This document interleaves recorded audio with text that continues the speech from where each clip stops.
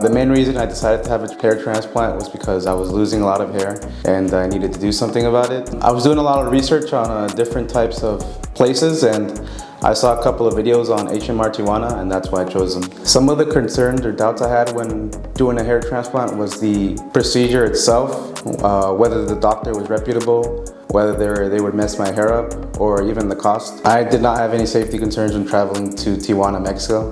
The area is very nice. I'm glad I chose HMR Tijuana because they were very professional and they answered every one of my questions. I would describe them as a clinic which is professional, and it's really good for a hair transplant and if you don't want to travel too far.